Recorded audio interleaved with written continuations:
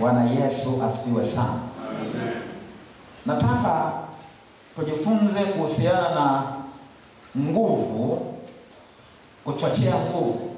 Kama ingekuwa ni Kiingereza nisema tu ni activating spiritual power for success. Activating spiritual power for success. Yani kuchochea nguvu za kiroho kwa ajili ya nini? Ya mafanikio. Sasa unaweza kaongezea hapo, wewe andika tu kuchochea nguvu za kiroho kwa ajili ya mafanikio katika dunia ya anguko. Kuchochea nguvu za kiroho kwa ajili ya mafanikio katika dunia ya anguko. Tunapozungumza habari za ustawi na mafanikio katika dunia hii ya anguko, tujue kwamba hiyo ni vita.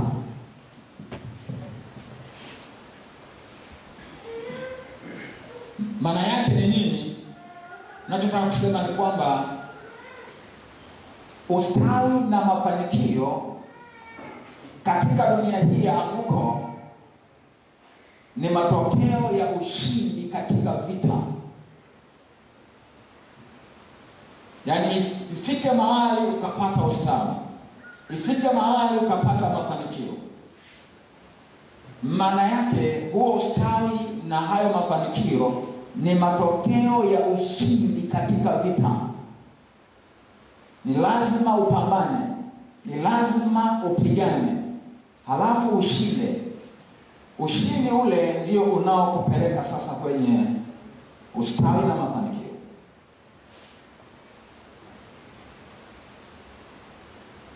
Tunaposema mafanikio tunamaanisha nini? Maana ni muhimu sana pia uelewe hili.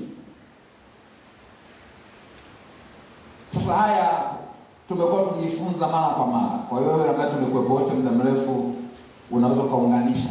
Lakini kama unakuwa kuna baadhi ya vitu umevisahau, tunaporudia inakusaidia kuweza kuhuisha kumbukumbu, kuhuisha yale ambayo ulishajifunza.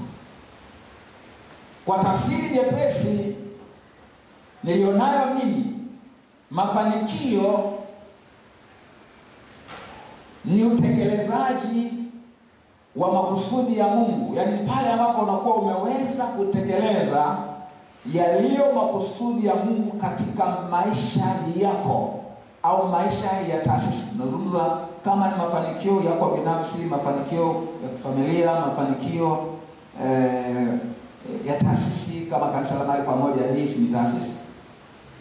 Kwa unaposema mafanikio yametokea, ina maana ya kwamba yale makusudi yametimia.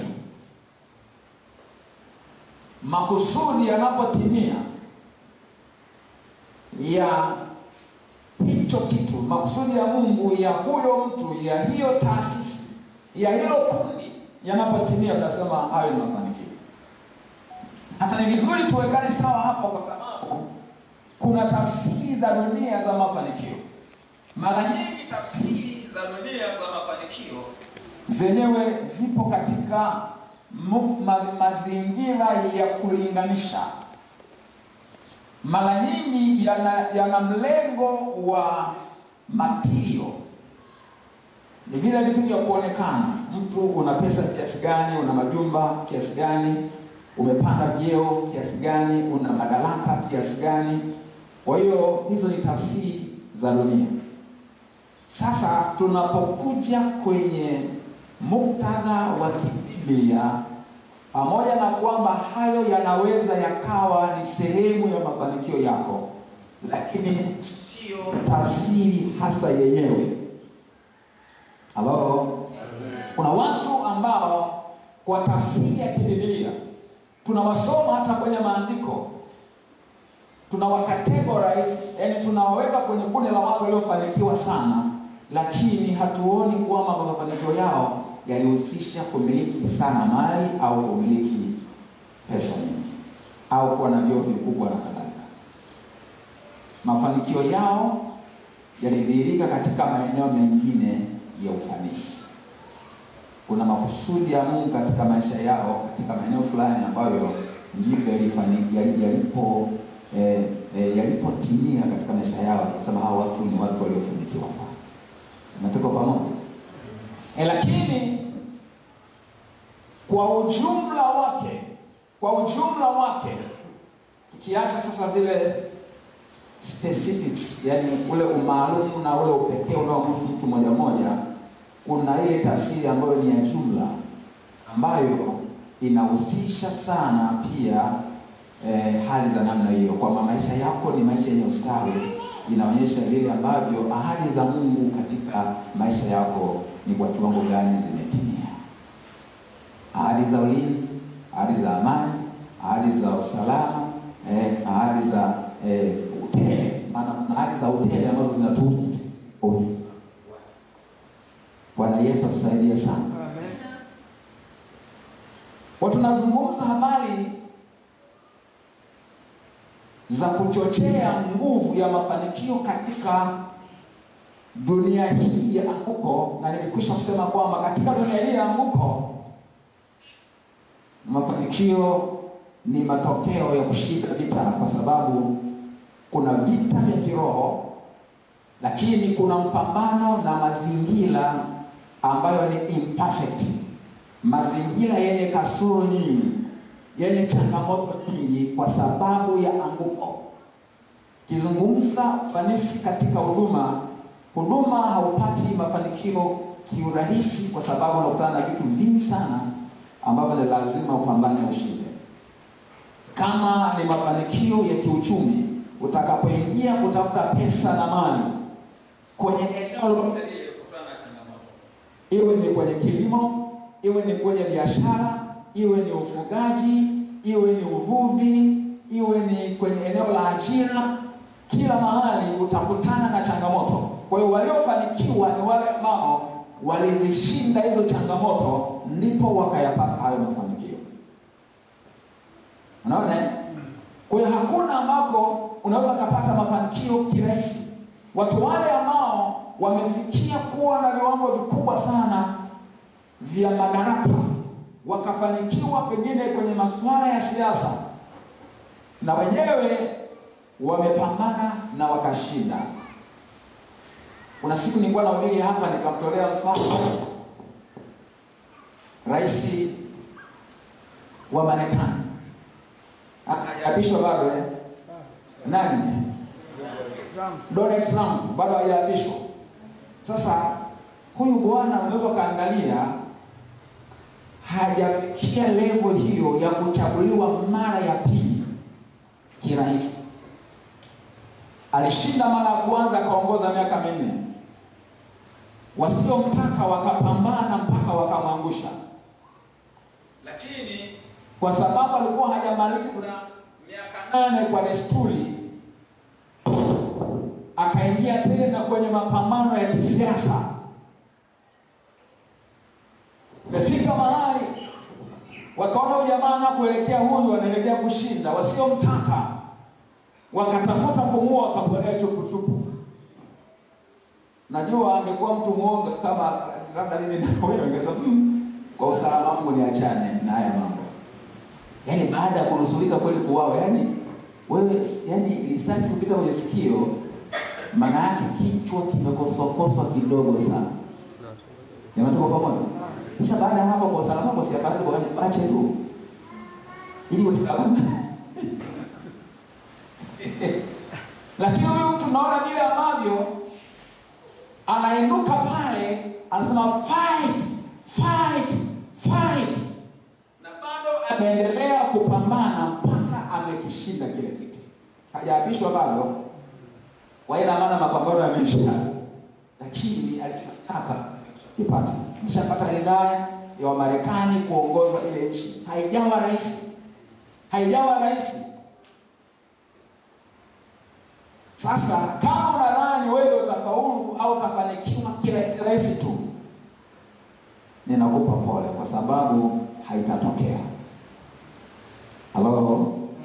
Haitafanya nini? Haitatokea. Yoshua sura ya 1, tusome ile mstari 9, mstari wa 1 mpaka mstari wa 9. kuna vitu ambavyo tutajifunza kupitia huyu Yoshua. Yoshua tunaelewa kwamba alikuwa ni mrithi wa nafasi ya Musa. Musa alikuwa kiongozi wa taifa la Israeli wakati Israeli wanatoka Misri kuja kwenye nchi ya Kanaani ambayo walikuwa wameahidiwa. Kwa hiyo baada ya kufa Musa, Yoshua akashika nafasi. Sasa haya maneno ambayo yameandikwa kwenye hii mistari ya kwanza kwenye sura ya kwanza ni kama maagizo anayopewa mwanzoni kabisa, na anatiwa moyo kwamba anatakiwa awe hodari na moyo wa ushujaa kutokana na majukumu yaliyo mbele yake.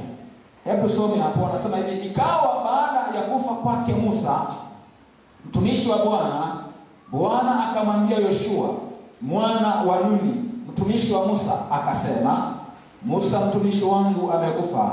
Haya basi, ondoka, vuka mto huu wa Yordani, wewe na watu hawa wote, mkaende hata nchi ni wapayo wana wa Israeli. Kila mahali zitapokanyaga nyayo za miguu yenu, nimewapa ninyi kama nilivyomwapia Musa, tangu jangwa hili na mlima huu Lebanoni mpaka mto ule mkubwa, mto wa Frati, nchi yote ya Wahiti, tena mpaka bahari ile kubwa upande wa machweo ya jua. Hapo ndipo patakapokuwa mpaka wenu. Hapatakuwa na mtu yeyote atakayeweza kusimama mbele yako siku zote za maisha yako. Kama nilivyokuwa pamoja na Musa, ndivyo nitakavyokuwa pamoja na wewe. Sitakupungukia wala sitakuacha. Uwe hodari na moyo wa ushujaa, maana ni wewe utakayewarithisha watu hawa nchi hii niliyowaapia baba zao ya kwamba nitawapa. Uwe hodari tu na ushujaa mwingi, uangalie kutenda sawasawa na sheria yote aliyokuamuru Musa mtumishi wangu. Usiache kwenda mkono wa kuume au wa kushoto, upate kufanikiwa sana kila uendako. Kitabu hiki cha Torati kisiondoke kinywani mwako, bali atafakari maneno yake mchana na usiku, upate kuangalia kutenda sawasawa na maneno yote yaliyoandikwa humo, maana ndipo utakapoifanikisha njia yako, kisha ndipo utakapostawi sana. Je, si mimi niliyekuamuru? Uwe hodari na moyo wa ushujaa, usiogope wala usifadhaike, kwa kuwa Bwana wako yu pamoja nawe kila uendako. Bwana Yesu asifiwe sana. Kama ambavyo nimekwisha kusema tayari kwamba mafanikio hayapatikani kwa wepesi, na ni lazima uhodari na ushujaa uhusike. Na tumeweza kutoa mifano hata ya mababa wa imani. Ibrahimu aliambiwa atoke kwenye nchi yake, kwa jamaa zake, kwa watu wake, aende mahali ambapo wataambiwa na Bwana.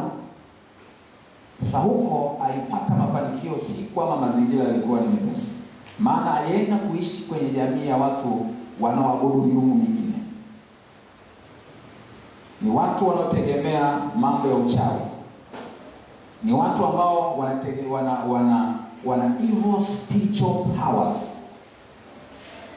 Lakini Ibrahimu alipata mafanikio katikati yao. Mungu alimlinda yeye na jamaa yake yote. Hata ilipotokea wanataka kumdhuru, Mungu alimlinda, hakupata madhara. Mungu akambariki sana. Kwa hiyo ni katika mazingira ambayo sio mepesi. Isaka hivyo hivyo, Yakobo hivyo hivyo. Wewe fuatilia tu maisha yao na mafanikio yao yalikuwa ya namna gani. Sasa Yoshua ndio hapa sasa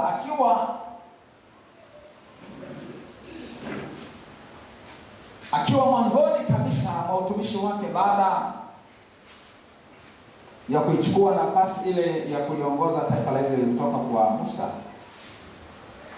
Tunaona kitu ambacho anasisitizwa sana hapo ni kwamba awe hodari na moyo wa ushujaa. Sio ni yangu kuchambua sana hii mistari. Sio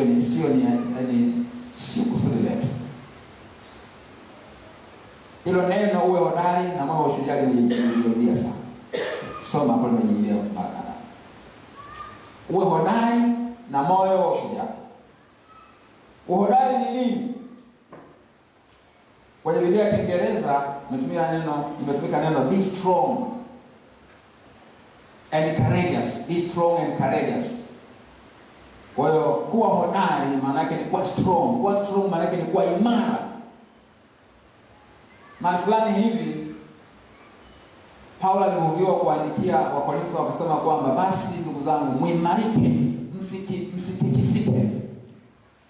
Kwa hiyo Yoshua anaambiwa awe strong, maana yake awe imara.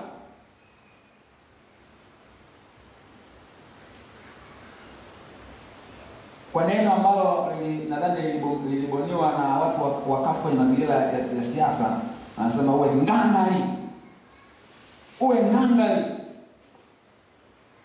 Bila kuwa imara, bila kuwa hodari, bila kuwa strong, sahau habari za ustawi na mafanikio.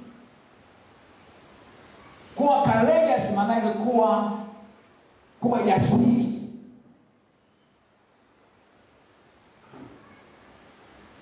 Be strong and courageous. Uwe jasiri. Mtu jasiri ni mtu ambaye sio mwoga. Ni mtu mwenye uwezo wa kukabiliana na hatari bila kuogopa. Kwa kwenye Biblia tuna mifano mingi sana. Hata Daudi tunaona vile ambavyo kwa uwezo wa Roho Mtakatifu alijaliwa kuwa jasiri. Alikabiliana na simba, alikabiliana na dubu, na baadaye akakabiliana na Goliathi akamshinda. Alikuwa jasiri, alikuwa hodari. Kwa Yoshua anaambiwa kwamba awe hodari na moyo wa ushujaa, moyo wa ujasiri. Kwa nini? Ni kwa sababu yeye ndiye atakayewarithisha watu ile nchi ambayo Mungu alikuwa amewapia kabisa. Kazi iliyokuwa mbele yake haikuwa nyepesi. Upinzani aliokuwa akutana nao ulikuwa sio mdogo. Vita ambavyo angetakiwa kupigana ili apate mafanikio havikuwa vita nyepesi. Vilikuwa ni vita vigumu ambavyo vinataka mtu aliye hodari, sio mtu mwoga, sio mtu mzembe.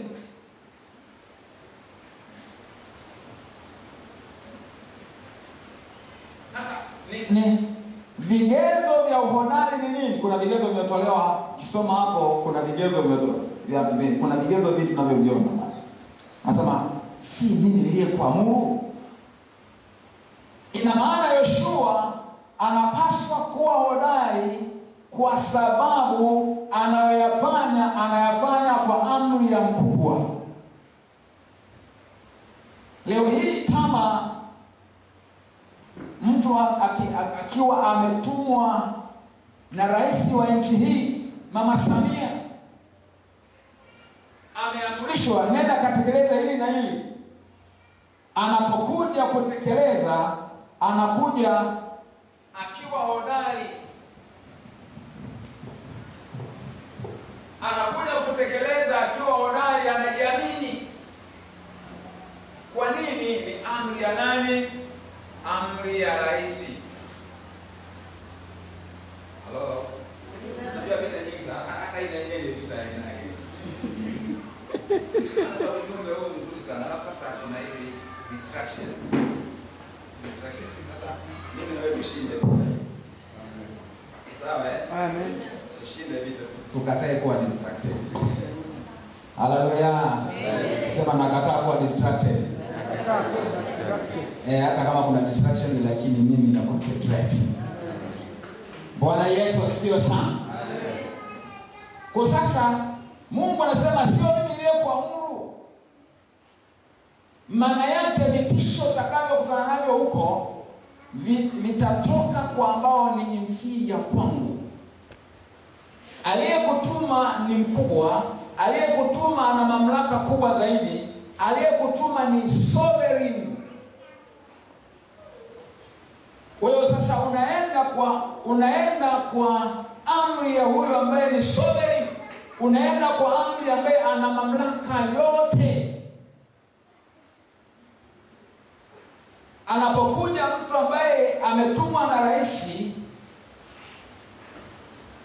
anakuwa na ujasiri, akikutana na wenye mamlaka hapa kwenye ngazi ya mkoa, kwenye ngazi ya wilaya, kwenye ngazi ya kata, kwenye ngazi ya nini, wakisema na wao kwa mamlaka kwa wasema nimetumwa na nani? Na rais. Kwa nini? Kwa sababu huyu na yeye yuko chini ya nani? Halo. Lakini namba 2 inasema kwamba mimi nitakuwa pamoja na wewe. Kwa kuna ahadi ya kwamba Yoshua anapotekeleza yale aliyotumwa, anatekeleza wakati akiwa kwenye uwepo wa yeye aliyemtuma. Unaona uzuri ulivyo? Kwa aliyekutuma na yeye yupo. Sasa neno hilo limejirudia hata kwenye Agano Jipya, kwenye ile agizo kuu, tumeagizwa tuende ulimwenguni kote. Alafu Yesu mwenyewe anasema nami nitakuwa pamoja nanyi hata ukamilifu wa dahari. Kwa Mungu, anayekutuma atakuwepo hata kama hautamuona kwa macho. Lakini kuna uwepo wake, kuna nguvu zake, kuna msaada wake, kuna hekima yake, kuna maarifa yake, kuna usaidizi wake, kuna malaika wake, hivyo. Kwa hiyo hauendi peke yako.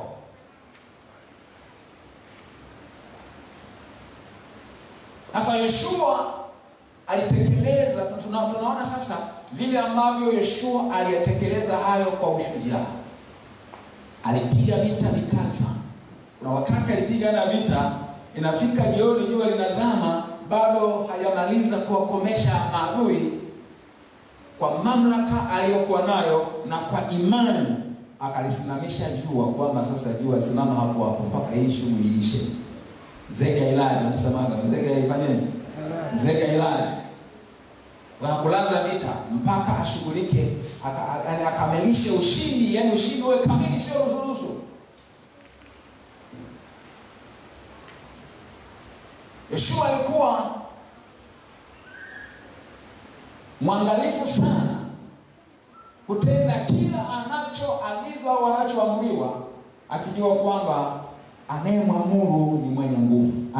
Aliyemwamuru ni mwenye nguvu, ni mwenye mamlaka, na yuko pamoja na yeye. Bwana Yesu atusaidie sana. Sasa tunapozungumza habari za nguvu, spiritual power, nguvu za kiroho, uhodari na ushujaa unaozungumziwa hapa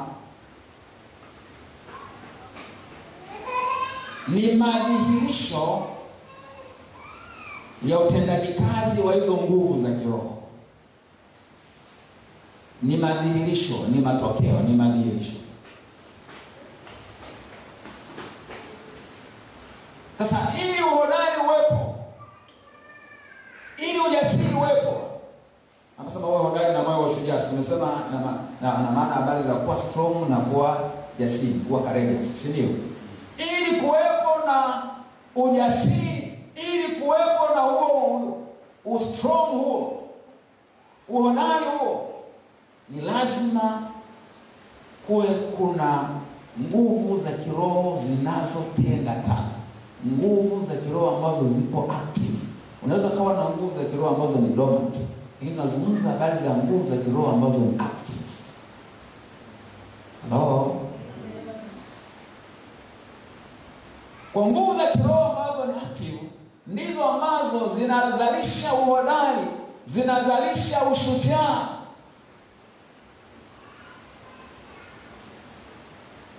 Sasa unachocheaje au unaactivate vipi hizo nguvu za kiroho? Kuna namna nyingi, lakini kuna vitu kama kwa haraka kama vitano hivi ambavyo ni vya muhimu sana. Namba moja ni neno la Mungu. Aliambiwa Yoshua ya kwamba kitabu hiki cha Torati, kusoma mstari wa 8, kisiondoke kinywani mwako, bali tafakari maneno yake usiku na mchana, uangalie kutenda sawa na yote yaliyomo humo. Kwa ukiangalia pale kuna maagizo matatu pale yanayopewa kuhusiana na neno la Mungu. Anasema kitabu cha Torati, leo hii tungesema ni Biblia. Sababu kitabu cha Torati ni sehemu ya Biblia ya sasa hivi.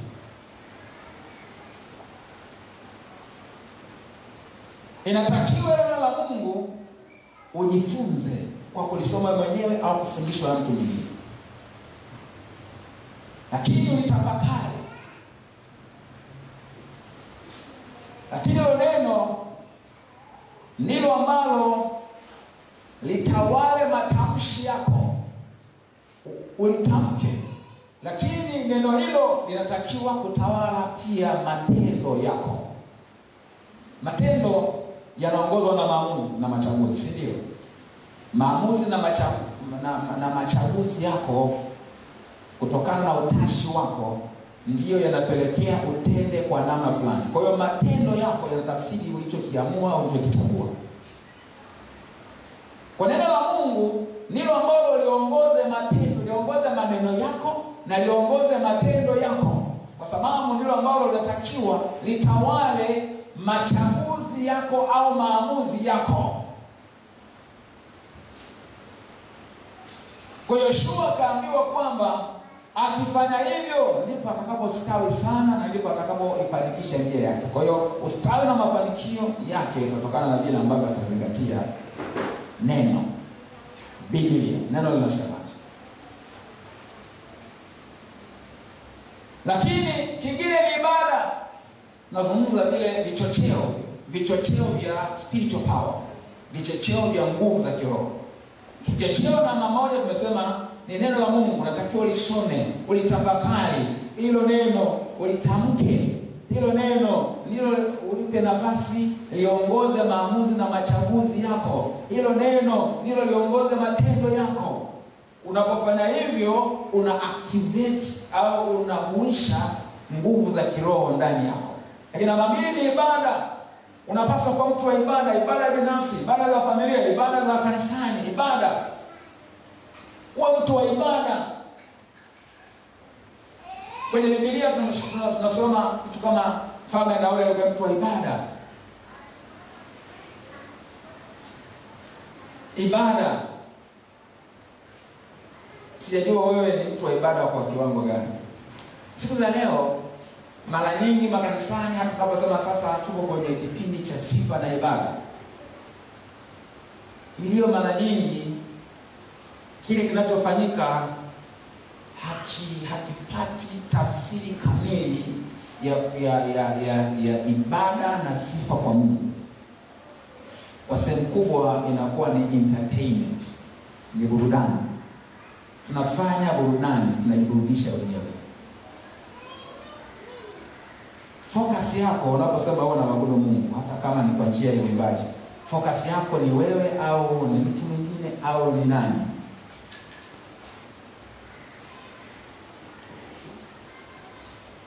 Upo mtego hata wanaohudumu huko wanakuwa ni performers badala ya kuwa leaders of worship.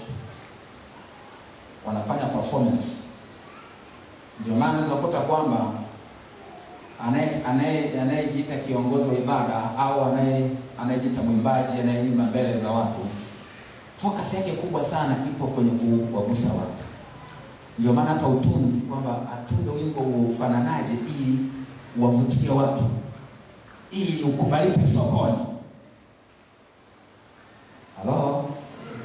Avae uvayo namna gani anapoperform ili aweze kuivuta audience, avutie audience. Kwa hiyo uvaaji, namna kwa muonekano na vitu vinavyofanyika, iwe ni kucheza, iwe ni kufanyaje, unakuta kwamba havifocus sana kwa Mungu, ila vinafocus sana kumentertain yule mtazamaji na msikilizaji. Alafu na huyu na yeye mtikio wake ni huo, hawi connected kwenye ibada, ila anavutwa zaidi na kile kinachofanywa na yule mtu, uwezo wa yule mtu kuperform. Hello? Sasa unakutana hawa wa huku na hawa wa huku, lao ni lile. Mlengo mkubwa ni burudani. Hapo nasema kwamba tunamwabudu Mungu. Alafu utashangaa kwa nini hatuoni uwepo wa Mungu wa kutosha. Yaani uwepo wa Mungu unapatikana kwa shida. shida. Yaani ndio kama hivyo, kama imaki ilikuwa ina scratch. Yaani mara inakatakata na nini, ndivyo ambavyo unakuta uwepo wa Mungu na katakata. Kama ambavyo imaki ilikuwa inafanyaje? Inakatakata, connection ile inakuwa sio ya moja kwa moja. Bwana Yesu atusaidie tuwe watu wa ibada. Hello. Ninyi mnaotuongoza sifa, ninyi waimbaji wa kwaya, mnapopita hapa, na ndio maana unakuta wakipita waimbaji hapa hapo unasema mmependeza, au unasema wamependeza, wamependeza sana. Wanaimba hao. Jamani, wao tunasema hivyo, tuseme. Sasa inaweza akawa sio mabaya sana, ila yanaweza kawa ni matokeo ya mtazamo wetu ambao ndani yake tayari una dosari. These are performance. Wamejitahidi kwamba wavaaje ili wawe na mvuto, watufurahishe sisi watazamaji. Wanaimba kwa viwango ambavyo unasema kweli wanaimba wale hapa. Alafu baada hapo sasa sema mnatisha. Ila mwanangu umetisha sana leo hii umetisha. Kwa sababu unakuta hivi, yani ni kama maonyesho fulani. Hello. Bwana Yesu atusaidie turudi kwenye ibada. Japokuwa ibada sio tu ile kile kipindi tu tunachokiita cha ibada. Ibada kimsingi ni maisha yetu yote kwa jumla, ambayo yanahusisha vitu vingi ndani yake. Lakini unapozungumza ibada kanisani au kipindi maalum kama hiki, kipindi cha ibada, basi focus yetu inatakiwa wawe nani? Utapojitahidi uimbe vizuri ni kwa sababu Mungu ni Mungu wa uzuri. Jitihada ile hailengi kumfurahisha kwanza mtu, ilenge kwanza kumfurahisha nani? Mungu anayetakiwa kuabudiwa kwa uzuri. Haleluya. Unapopiga vyombo sudi kinanda na nini, yani sio tu kwa ajili ya kuwafurahisha watu, lakini ni jitihada ambayo inalenga kumfurahisha Mungu. Kwa maana kwamba hata kama ungefanya hivyo hakuna mtu anayekusikiliza. Ungefanya hivyo ni wewe, moyo wako, wewe, nafsi yako na nani?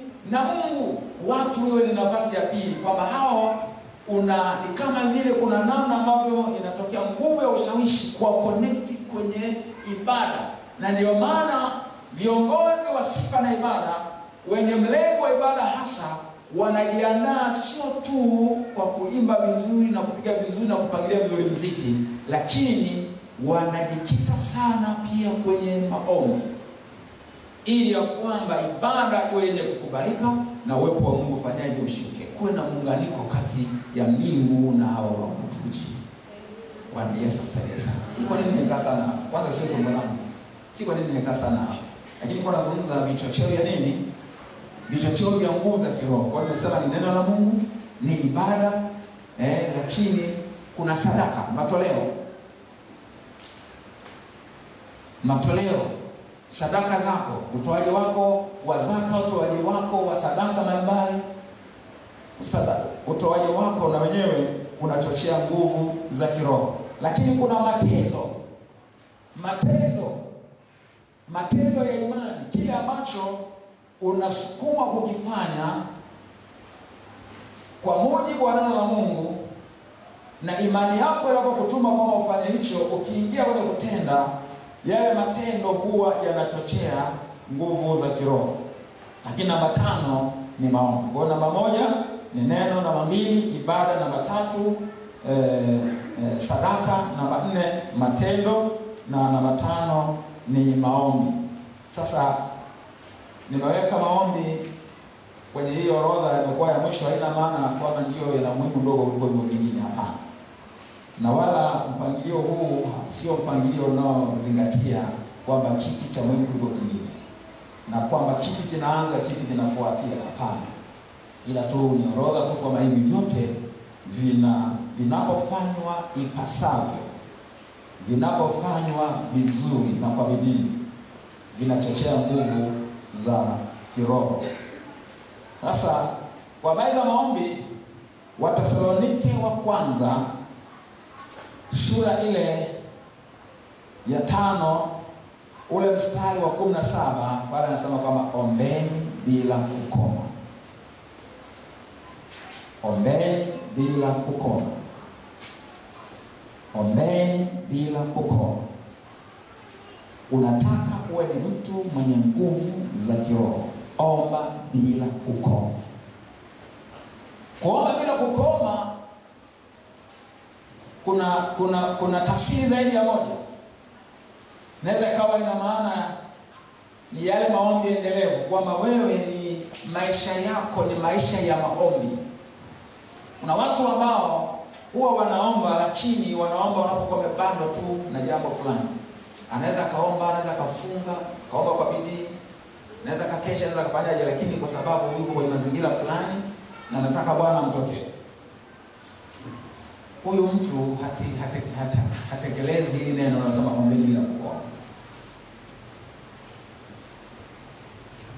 Lakini anaposema ombeni bila kukoma, inaweza kuwa pia na maana ya kuendelea kuomba unapokuwa kuna jambo ambalo unataka Mungu akutendee. Unaendelea kuomba mpaka matokeo yaonekane. Ni ile persistence, kama ambavyo Bwana Yesu alifundisha ung'ang'anizi. Persistence in prayer, ung'ang'anizi katika maombi. Maombi ya ung'ang'anizi. Luka sura ngapi ile ambapo Bwana Yesu alitolea mfano yule kai dhalimu na yule mwanamke mjane, bila ambapo mwanamke mjane alikuwa anamwendea. Ni sura 18, si ndio? Luka 18. Angalia sura ya kwanza na kuendelea. Huyu mwanamke mjane alikuwa anamwendea huyu kai dhalimu ili aweze kupatia haki yake. Yeye kama kai atumia mamlaka yake ili kwamba huyu mwanamke mjane apate haki yake. Akawa anamzungusha na pia kalenda hivyo, lakini yule mwanamke akakata tamaa. Hatimaye yule kai dhalimu akasema, japo